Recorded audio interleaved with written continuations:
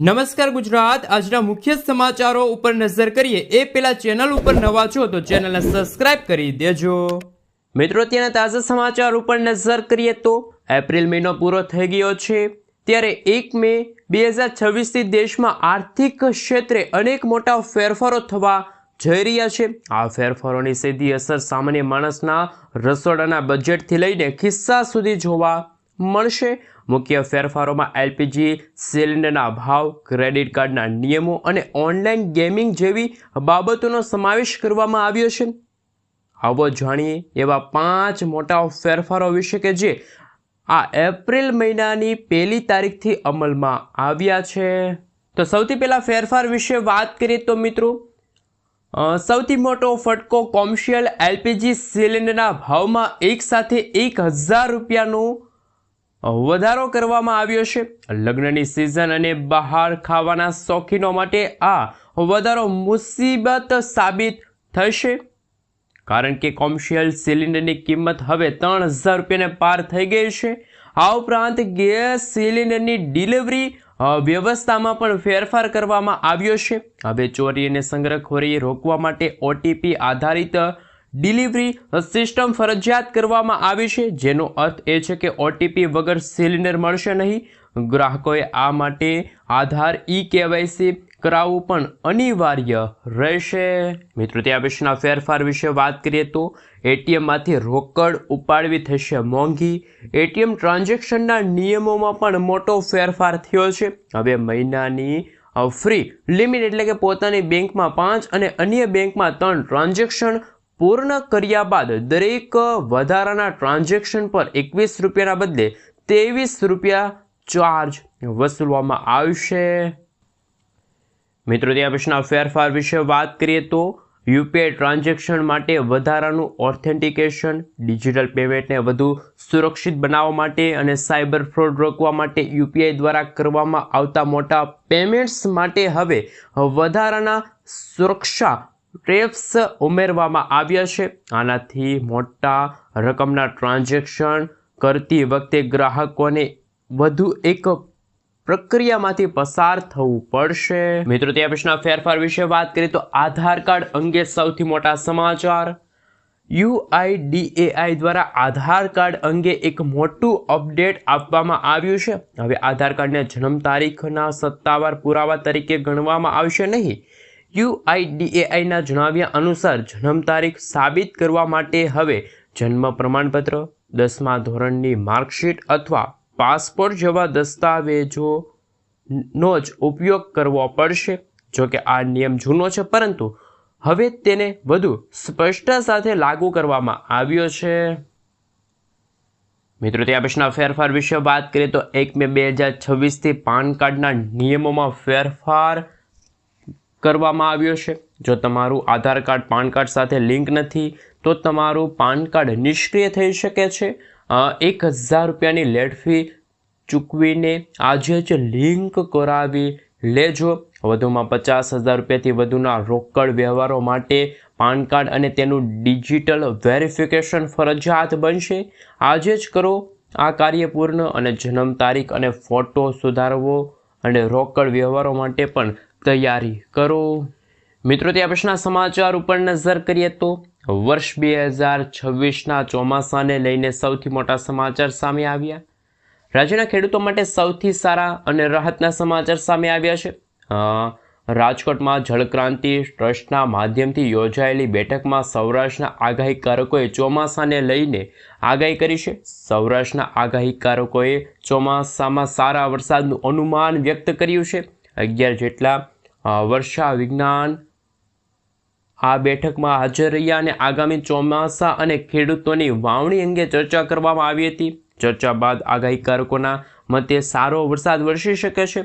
આગાહીકારકોના મતે ખેડૂતો પહેલી વાવણી 15 જૂને, બીજી વાવણી 21 થી લઈને 24 જૂન અને ત્રીજી વાવણી 3 જુલાઈના રોજ કરી શકે છે। એટલું જ નહીં, ચોમાસામાં હોનારત કે પછી વાવાઝોડાનો કોઈ ભય ન હોવાનું પણ આગાહીકારકોનું અનુમાન છે। 15 ઓક્ટોબર આસપાસ ચોમાસું ગુજરાત રાજ્યમાંથી વિદાય લેશે તેવી પણ આગાહી વ્યક્ત કરવામાં આવી છે। મિત્રો, ત્યાં પછીના સમાચાર ઉપર નજર કરીએ તો જાણો કઈ તારીખે ખેડૂતોના ખાતામાં જમા થશે ₹2000નો 23મો હપ્તો। પીએમ કિસાન યોજનાના નિયમો મુજબ સરકાર ખેડૂતોને દર વર્ષે ₹6000ની સહાય આપે છે અને આ રકમ ₹2000ના 3 સમાન હપ્તામાં સીધા ખેડૂતોના ખાતામાં ટ્રાન્સફર કરવામાં આવે છે। સામાન્ય રીતે દરેક હપ્તા વચ્ચે 4 મહિનાનો અંતર રાખવામાં આવે છે।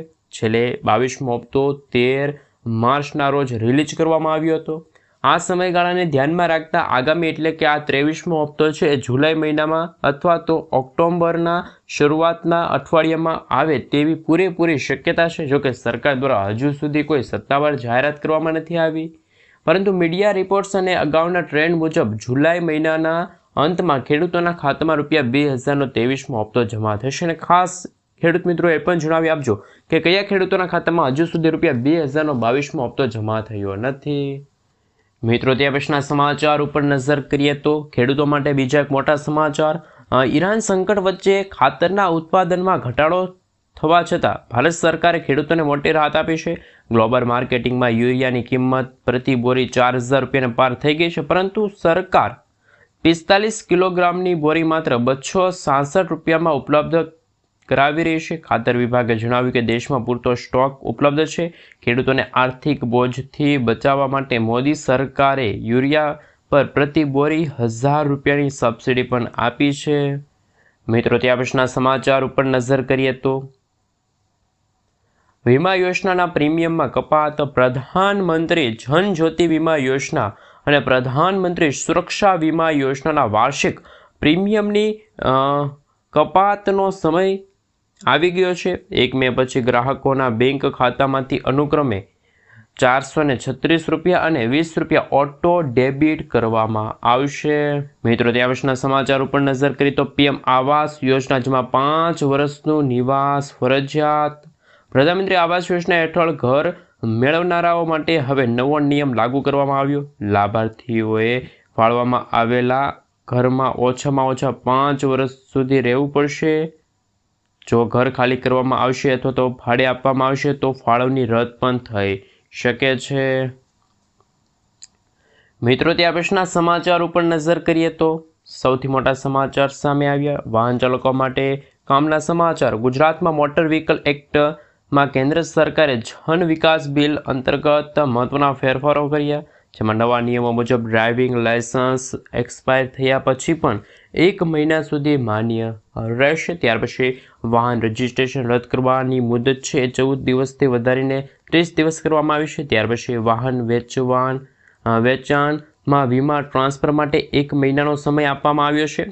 અકસ્માત વળતરની અરજી માટેની મર્યાદા 6 મહિનાથી વધારીને 1 વર્ષ કરવામાં આવી છે। તો વાહન ચાલકો માટે આ પણ સૌથી મોટા અને કામના સમાચાર સામે આવ્યા છે। મિત્રો, ત્યાર પછીના સમાચાર ઉપર નજર કરીએ તો સૌથી અગત્યના સમાચાર સામે આવી રહ્યા છે। સરકારનો મોટો નિર્ણય। રાજ્યની પ્રાથમિક અને માધ્યમિક શાળાઓમાં આગામી 4 મેથી ઉનાળુ વેકેશનનો પ્રારંભ થશે। શિક્ષણ વિભાગ દ્વારા આ અંગે સત્તાવાર પત્ર પણ જાહેર કરી દેવામાં આવ્યો છે। શિક્ષણ વિભાગના જણાવ્યા મુજબ આ વર્ષે ઉનાળુ વેકેશન ટોટલ 35 દિવસનું રહેશે। વેકેશન શરૂ થવાની તારીખ 4 મે છે અને વેકેશન પૂરું થવાની તારીખ 7 જૂન છે એ જાહેર કરવામાં આવી છે। મિત્રો, ત્યાં પછીના સમાચાર ઉપર નજર કરીએ તો ખૂબ જ અગત્યના સમાચાર। ગુજરાત સરકારનો મોટો નિર્ણય।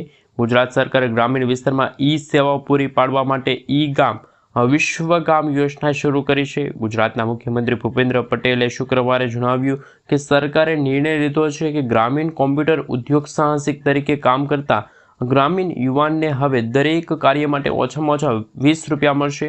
અને તેમણે કહ્યું કે રાજ્ય સરકારે ગ્રામીણ વિસ્તારમાં રહેતા નાગરિકોને શહેરી વિસ્તારોમાં જેવી સેવાઓ અને માહિતી ટેકનોલોજી પૂરી પાડવા માટે ગામ વિશ્વગામ યોજના શરૂ કરવામાં આવી। આ યોજનામાં 7, 12, 8 દસ્તાવેજો, આધાર કાર્ડ, ખેડૂત નોંધણી, ટેકાના ભાવે કૃષિ પેદાશો ખરીદવા, જન્મ મૃત્યુ પ્રમાણપત્ર, આવક પ્રમાણપત્ર આપવામાં અને રાશન કાર્ડમાં ફેરફાર માટે ફોર્મ ભરવા જેવી સેવાઓ ઉપલબ્ધ છે। આ ઉપરાંત રાજ્ય સરકારના વિવિધ વિભાગોમાં વિવિધ યોજનાઓ ડેટા એન્ટ્રીનું કામ વિલેજ કોમ્પ્યુટર ઉદ્યોગ સાહસિક એટલે કે VCE ને સોંપવામાં આવશે. સંબંધિત વિભાગ દરેક કામ માટે પ્રતિ યુનિટ કમિશન નક્કી કરે છે. મિત્રો, ત્યાર પછીના સમાચાર ઉપર નજર કરીએ તો ખૂબ જ અગત્યના સમાચાર સામે આવી રહ્યા છે. પીએમ મોદીનો માસ્ટર પ્લાન જાહેર. કેન્દ્ર સરકારની લોકપ્રિય યોજના એટલે કે અટલ પેન્શન યોજના, જેને આપણે APY કહીએ છીએ, એ ફરી એકવાર ચર્ચામાં આવી. અહેવાલો મુજબ આ યોજનામાં મળતી માહિતી અનુસાર મહત્તમ વાર્ષિક પેન્શન યોજના 5,000 રૂપિયાથી વધારીને 10,000 કરવામાં આવી છે. જોકે આ અંગે હજુ કોઈ સત્તાવાર તારીખ જાહેર કરવામાં નથી આવી, પરંતુ અટલ પેન્શન યોજના ખાસ કરીને અસંગઠિત ક્ષેત્રમાં કામદારોને વૃદ્ધાવસ્થામાં આર્થિક સુરક્ષા પૂરી પાડવા માટે શરૂ કરવામાં આવી છે. હાલમાં આ યોજનાના લાભાર્થીઓ તેમની પસંદગી મુજબ 1,000થી લઈને 5,000 રૂપિયા સુધીની ગેરંટી પેન્શન પણ મળે છે. મિત્રો, ત્યાર પછીના સમાચાર ઉપર નજર કરીએ તો ખાસ અગત્યના સમાચાર. હવે પેટ્રોલ ડીઝલ જાણો કયા વાહન ચાલકોને નહીં મળે. રાજધાની દિલ્હીમાં વધતા વાયુ પ્રદૂષણ અંગે સરકારે હવે કડક વલણ અપનાવ્યું. સરકારે સ્પષ્ટ કહ્યું છે કે હવેથી વાહનમાં PUC સર્ટિફિકેટ વગર પેટ્રોલ ડીઝલ આપવામાં આવશે નહીં. જો તમારી પાસે PUC સર્ટિફિકેટ નહીં હોય તો તમને પેટ્રોલ ડીઝલ કે CNG પણ મળશે નહીં. કોઈ બહાનું ચાલશે નહીં. પ્રદૂષણ પર લગામ લગાડવા માટે સરકાર હવે સીધી રીતે સામાન્ય જનતાને જવાબદારી સોંપી દીધી છે. મિત્રો, ત્યાર પછીના આગળના સમાચાર ઉપર જો નજર કરવામાં આવે તો ખેડૂતો માટે ગુજરાતના મુખ્યમંત્રી ભૂપેન્દ્ર પટેલે આપ્યા સારા સમાચાર. ગુજરાત સરકારના મહેસૂલ વિભાગ દ્વારા ખેતીની જમીનની વહેંચણીને લઈને મોટો નિર્ણય લેવામાં આવ્યો. હવે ખેડૂત ખાતેદારના અવસાન બાદ વારસદારોએ જમીન વેચણી માટે માત્ર 300 રૂપિયાના સ્ટેમ્પ ડ્યુટી ભરવાની રહેશે. આ નવા સુધારાના અમલથી વારસદારોને હવે જંત્રી દર અને બજાર ભાવ મુજબની મોટી સ્ટેમ્પ ડ્યુટીમાંથી મુક્તિ મળશે. અગાઉ આ પ્રક્રિયા માટે 100ના સ્ટેમ્પ પેપર ઉપર સોગંદનામું કરવાની જૂની જોગવાઈ અમલમાં હતી. અગાઉ ખેડૂતોના અવસાન બાદ પુત્ર, પુત્રી કે પત્ની જેવા સીધા વારસદારો વચ્ચેની વેચણીમાં ડ્યુટી લાગતી ન હતી, પરંતુ વારસદારના અવસાન થયું હોય ત્યારે પૌત્ર અને પૌત્રીઓ પાસેથી મિલકતની બજાર કિંમત મુજબ ડ્યુટી લેવાતી હતી. મિત્રો, ત્યાં પછીના સમાચાર ઉપર નજર કરીએ તો ખૂબ જ અગત્યના સમાચાર સામે આવી રહ્યા છે. એમના વિશે જો મિત્રો વાત કરવામાં આવે તો PM મોદી આપશે હવે મોટી ભેટ. 10,000 જાણો કોને પેન્શન મળશે. મોદી સરકાર ઇન્ફોર્મલ વર્ષ માટે સામાજિક સુરક્ષા વ્યાપ વધારવા માટે યોજના બનાવી રહી છે. અટલ પેન્શન યોજના હેઠળ ન્યૂનતમ પેન્શનની લિમિટ વધારીને 10,000 પ્રતિ મહિના કરવાની તૈયારી છે. ઇન્ફોર્મલ વર્ક્સ એટલે કે અસંગઠિત ક્ષેત્રમાં કામદારો માટે એવું કામદારો જેમને નાણાકીય સુરક્ષા અને સામાજિક લાભો જેમ કે પેન્શન, રજાઓ અને વીમા મળતા નથી અને ભારતમાં 90% કામદારો આ શ્રેણીમાં આવે છે, એમના માટે હવે 10,000 રૂપિયા પેન્શન આપવામાં આવશે. મિત્રો, ત્યાં પછીના સમાચાર ઉપર નજર કરીએ તો ખૂબ જ મોટા અને રાહતના સમાચાર. જાણો ખેડૂતો માટે એક બીજા સમાચાર. આ કાર્ય પૂર્ણ કરજો નહીંતર હપ્તો નહીં મળે. PM કિસાન યોજના નિયમોમાં દિવસે દિવસે ફેરફારો કરવામાં આવ્યા છે. ભારત દેશની અંદર ગુજરાત